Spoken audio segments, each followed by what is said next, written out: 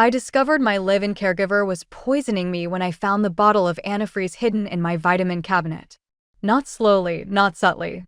Just enough to keep me sick, weak, and dependent while she systematically stole everything I owned. The woman I'd trusted to keep me alive was methodically killing me so she could inherit the house she'd never legally get. Her name was Angela Rodriguez, and for 8 months, she'd been the perfect employee. Gentle hands when I needed help bathing. Endless patience when my arthritis made simple tasks impossible. A warm smile when I felt forgotten by the rest of the world. She'd been recommended by the agency with glowing references, a spotless background check, and the kind of professional competence that made me feel safe for the first time since my hip surgery. She cooked my meals, managed my medications, drove me to doctor appointments, and listened to my stories about the husband I'd lost and the children who lived too far away to visit. She was also adding ethylene glycol to my morning orange juice in doses carefully calculated to mimic the symptoms of kidney failure. I'd been getting sicker for 3 months. Fatigue, nausea, confusion, the kind of general decline that doctors attributed to my age and recent surgery. At 74, with diabetes and high blood pressure, I was exactly the kind of patient whose health could deteriorate suddenly without raising suspicions. "You're pushing yourself too hard, Mrs. Whitman," Dr. Chen had said during my last visit. "At your age, recovery takes time." Angela had nodded sympathetically from the corner of the examination room. "She's been trying to do too much around the house. I keep telling her to rest." Such concern. Such dedication. Such lies. The truth was, I hadn't been trying to do anything around the house. I'd been too weak to get out of bed most days, relying entirely on Angela for everything from meals to medication management. I'd signed power of attorney forms giving her access to my accounts for emergencies. I'd even started discussing updating my will to include a generous bequest for her devoted service. I'd been the perfect victim, isolated, grateful, and slowly dying. What Angela didn't know was that I hadn't always been a helpless elderly woman. Before retirement, I'd been Dr. Margaret Whitman, Chief of Pathology at Metropolitan Hospital. I'd spent 30 years identifying causes of death, analyzing toxicology reports, and recognizing patterns that other people missed, including the pattern of my own mysterious illness. The symptoms had been nagging at me for weeks. Not because I suspected poisoning, that seemed paranoid even to me, but because they didn't fit the normal progression of age-related decline or post-surgical complications. The kidney function problems were too sudden. The neurological symptoms were too specific. The timing was too coincidental with Angela's arrival. But it was the smell that finally made me suspicious.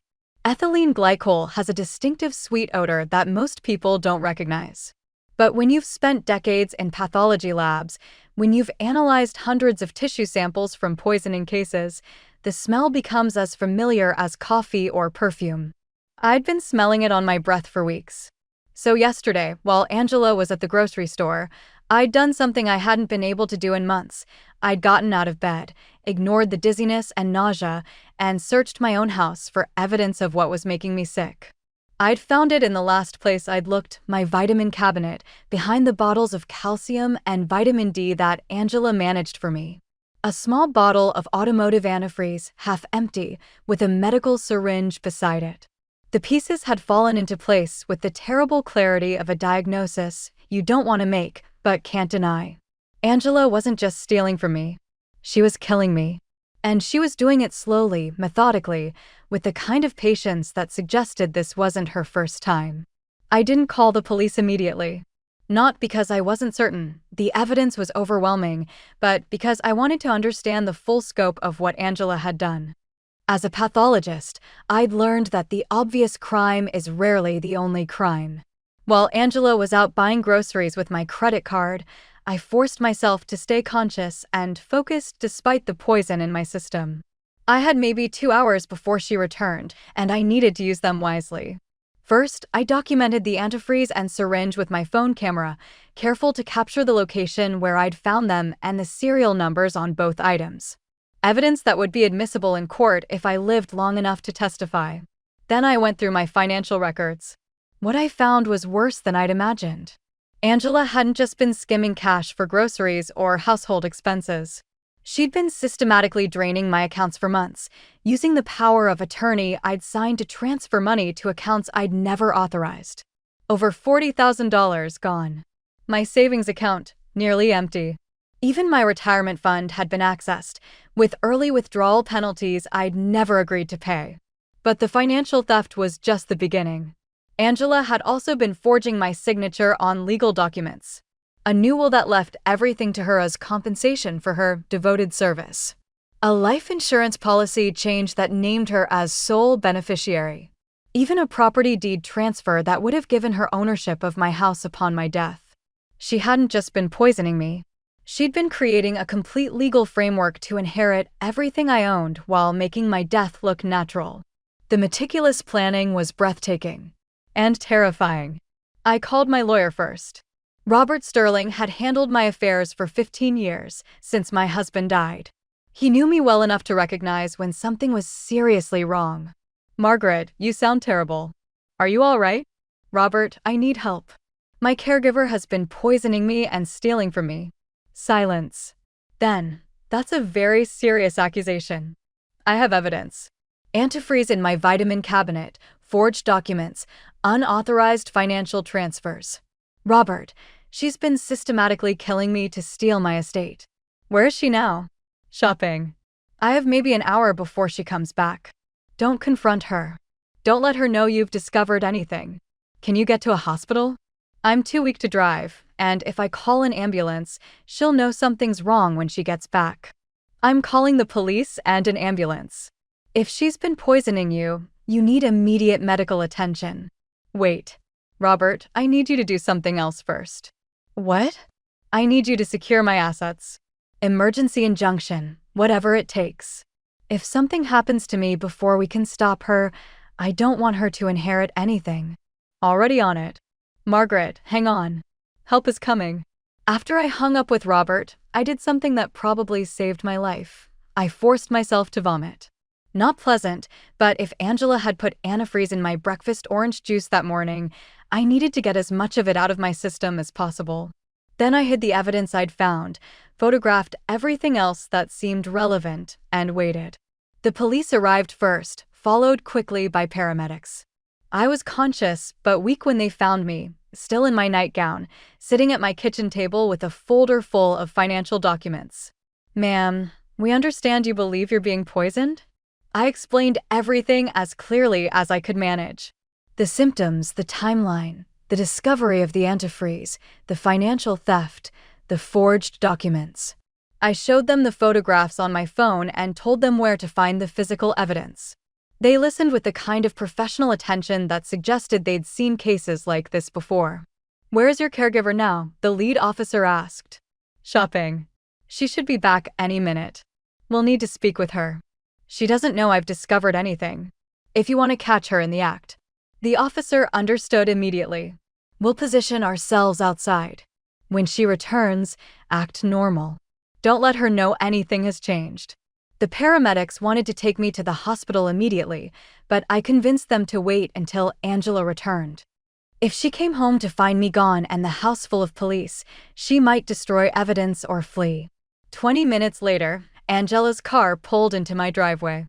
I was back in bed, looking as weak and confused as I'd been every day for the past 3 months. The police were hidden outside, the paramedics were in my guest room, and I was about to give the performance of my life. "Mrs. Whitman? I'm back." Angela called from the kitchen, her voice warm with the fake affection that had fooled me for 8 months. "I'm upstairs," I called back, making my voice sound weak and tired. She came up a few minutes later, carrying a glass of orange juice and my morning medications. "How are you feeling today?" she asked, setting the juice on my nightstand with a smile. The juice that was almost certainly contaminated with antifreeze. "Tired," I said. "Nauseous. Poor thing. Dr. Chen said this might happen as your body adjusts to the new medications." New medications that she'd been managing without my knowledge. Medications that probably weren't what she claimed they were. "Maybe the juice will help," she suggested, gesturing toward the glass. "You need to stay hydrated." "You're so good to me, Angela." "It's my job. Besides, I care about you." You're like family to me. Family. Like the inheritance she'd forged documents to steal. Angela, I said carefully, I've been thinking about updating my will. You've been so devoted. Her eyes lit up with an emotion I'd never seen before. Not warmth or gratitude, but calculation. Oh, Mrs. Whitman, you don't need to worry about things like that. Just focus on getting better. But I want to take care of you. You've taken such good care of me. That's very generous, but let's talk about it when you're feeling stronger. She wanted me to drink the juice first. She wanted the poison to take effect before we had any legal discussions. Maybe just a sip, I said, reaching for the glass. My throat is so dry. I brought the glass to my lips, but didn't actually drink. The sweet smell of ethylene glycol was unmistakable now that I knew what to look for. There's a good girl, Angela said, watching me carefully. Drink it all if you can. The patronizing tone was new. Or maybe it had always been there, and I'd been too sick to notice. Angela, I said, setting the glass down, there's something I need to tell you. What's that, sweetie? I know what you've been doing. Her smile faltered slightly. What do you mean? I know about the antifreeze. I know about the money. I know about the forged documents. The transformation was instantaneous. The caring mask dropped away, replaced by something cold and calculating. You don't know anything, she said. You're a sick old woman who's been confused for months. I'm a pathologist with 30 years of experience recognizing poisoning symptoms. And right now, I'm a sick old woman with enough evidence to put you in prison for the rest of your life. She started to back toward the door, but it was too late. The police came through it before she could reach it. Angela Rodriguez, you're under arrest for attempted murder, elder abuse, and fraud. As they read her rights, she looked at me with pure hatred. You can't prove anything, she said. I've been taking care of you. Everything I did was for your own good. Tell that to the jury, I replied. The hospital tests confirmed what I already knew: ethylene glycol poisoning, chronic exposure, levels that should have killed me but had been carefully calibrated to cause symptoms without immediate death. You're lucky to be alive, Dr. Martinez told me. A few more weeks at this dose and your kidneys would have failed completely. How long will recovery take? With treatment, most of the effects should be reversible. Your age works against you, but your overall health before the poisoning was good. I'd say 6 months to feel normal again. 6 months to undo what Angela had done to my body. But the financial recovery would take longer.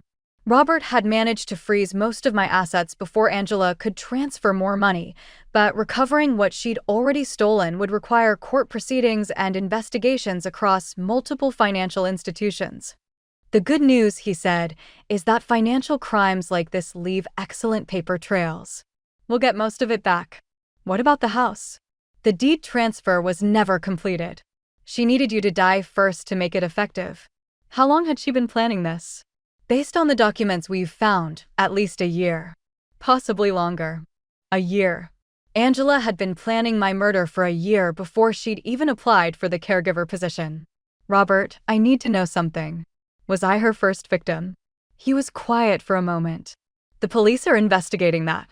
But Margaret, some of the techniques she used, they're sophisticated. Professional. This wasn't someone acting on impulse. I'd suspected as much. The careful dosing, the meticulous financial planning, the legal framework, it all suggested experience. How many others do you think there were? I don't know. But the detective handling your case mentioned they're reviewing similar deaths in other states where Angela had worked. Other victims. Other elderly people who'd trusted her, who'd signed power of attorney forms, who'd died mysterious deaths that looked natural. People who hadn't been pathologists.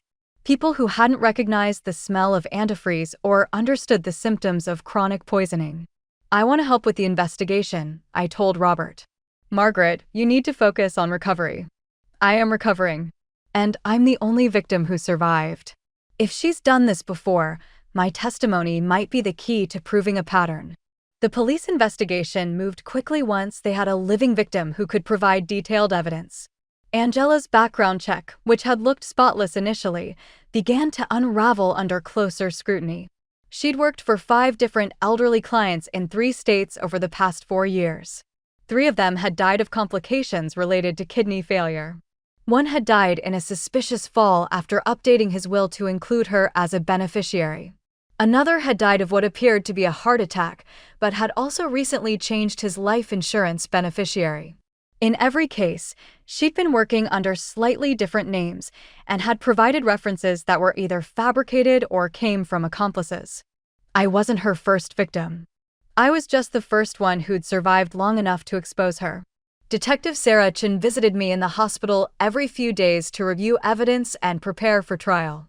"We've found similar poison bottles in her apartment," she told me during one visit, along with medical texts about toxicology and files on at least a dozen potential victims. Potential victims? Elderly people she'd researched but hadn't yet approached.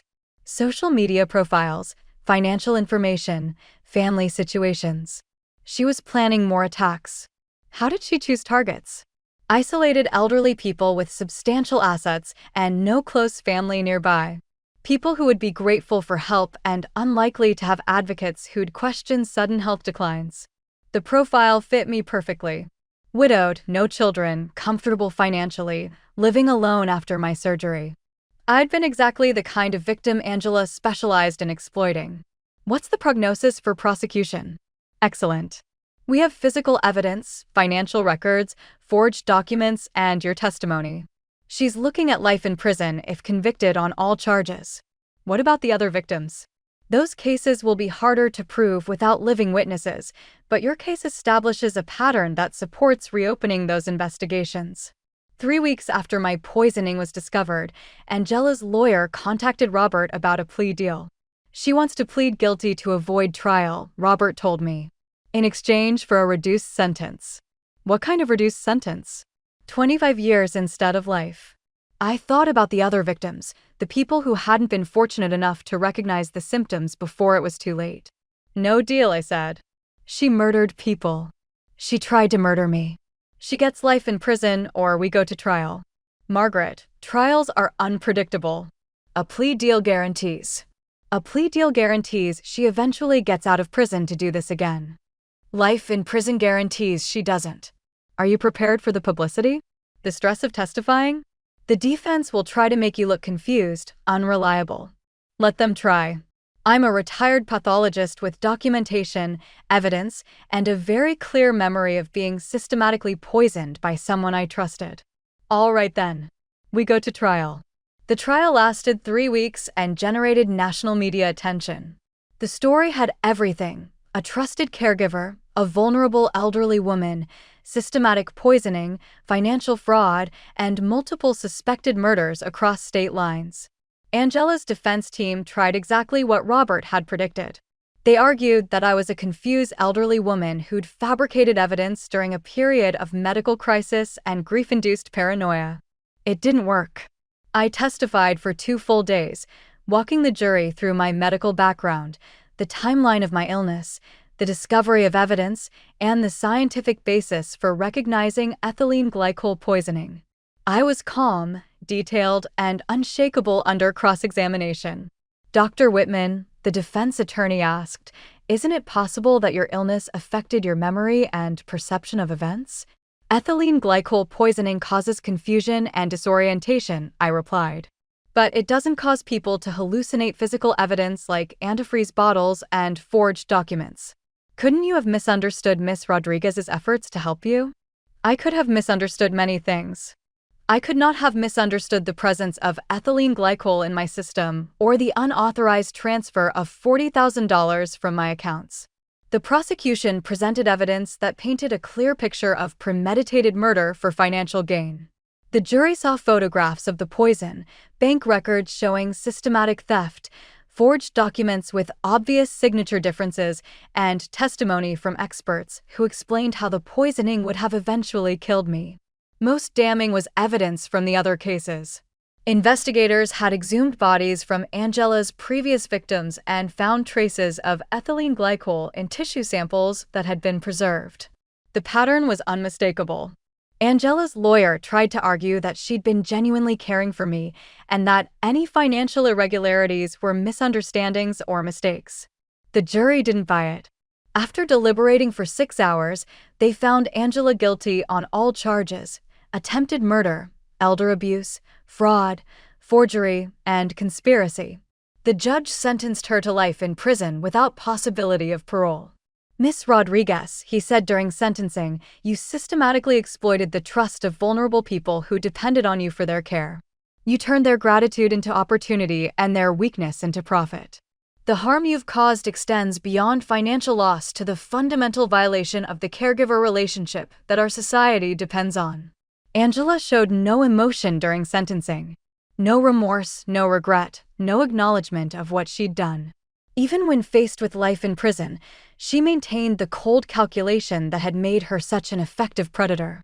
After the trial, Detective Chen told me they were reopening investigations into suspicious deaths in 4 other states where Angela had worked. "Your case provided the key evidence we needed," she said. "Without your testimony and the documentation you preserved, we never would have been able to connect these other deaths." How many total victims do you think there were? At least 7 confirmed deaths, possibly more. You're the only one who survived. 7 people.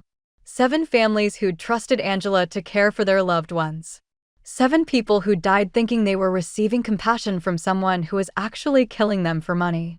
I was the lucky one. Recovery from chronic poisoning is slow and frustrating. 6 months after my discovery of Angela's crime, I was still dealing with kidney problems and fatigue. But I was alive, my assets had been recovered, and I had something I hadn't expected: purpose.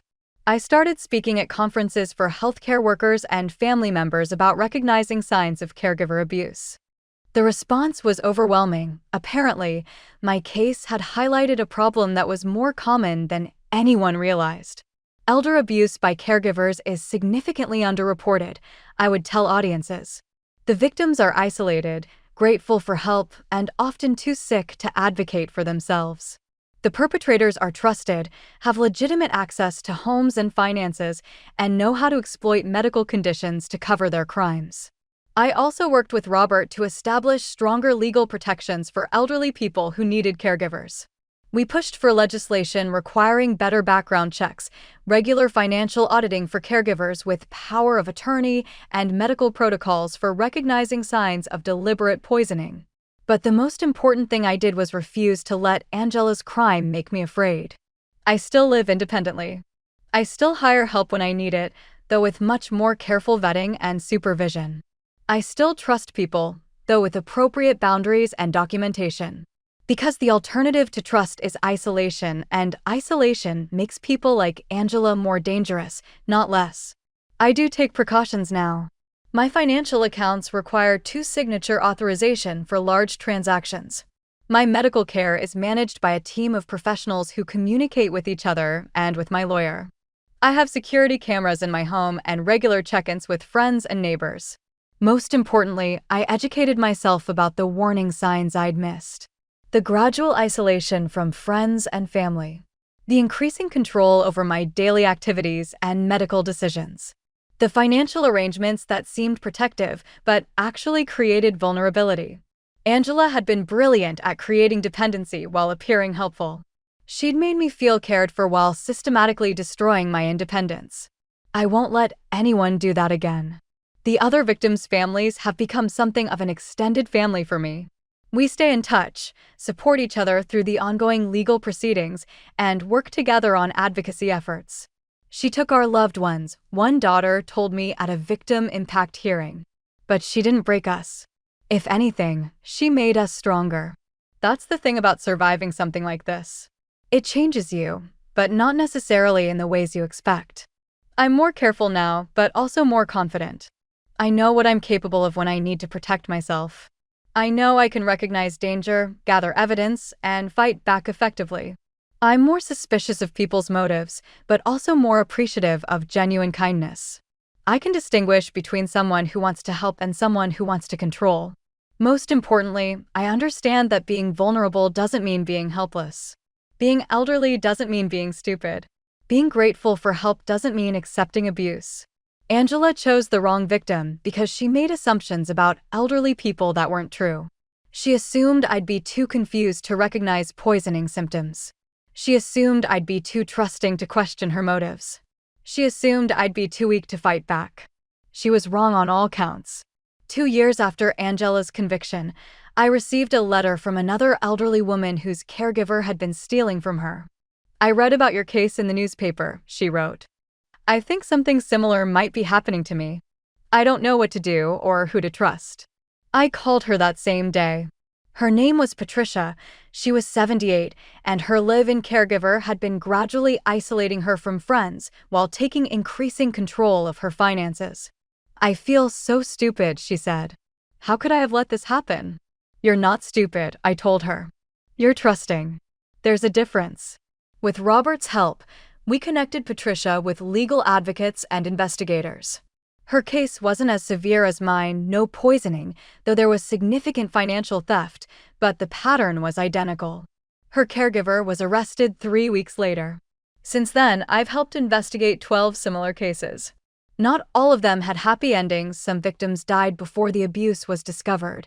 Some didn't have enough evidence for prosecution, but in every case, we were able to stop ongoing crimes and protect other potential victims. It's become my retirement project, I suppose. Using my experience as both a medical professional and a victim to help other people recognize and respond to caregiver abuse. The work is difficult, but rewarding. Every time we catch someone like Angela, we potentially save dozens of future victims. If you're listening to this story, if you have elderly relatives or friends who depend on caregivers, or if you're elderly yourself and concerned about the people you trust, pay attention to these warning signs. Caregivers who gradually isolate their clients from family and friends. Financial arrangements that concentrate control in the caregiver's hands. Medical symptoms that don't respond to treatment or get worse despite care. Personality changes in elderly clients that could indicate medication tampering or psychological abuse. Most caregivers are honest, dedicated professionals who genuinely care about their clients. But predators like Angela deliberately choose this profession because it provides access to vulnerable victims and opportunities for financial exploitation. Trust your instincts. Document everything. Maintain oversight of financial and medical decisions. And remember that being elderly or sick doesn't mean surrendering your right to safety, dignity, and autonomy. My name is Margaret Whitman. I'm 76 years old. I survived attempted murder by someone I trusted to keep me alive. I'm not a victim anymore. I'm a survivor, an advocate, and a warning to anyone who thinks elderly people are easy targets. Some of us fight back. And when we do, we fight to win. If this story spoke to you, if you recognize these warning signs or want to help protect elderly people in your community, share it. Document suspicious behavior. Report concerns to authorities. Most importantly, remember that age and illness don't make people disposable. They make them valuable members of our communities who deserve protection, respect, and justice. Everyone deserves to be safe in their own home, especially when they're at their most vulnerable. And predators like Angela deserve everything they get when they underestimate the people they're trying to destroy.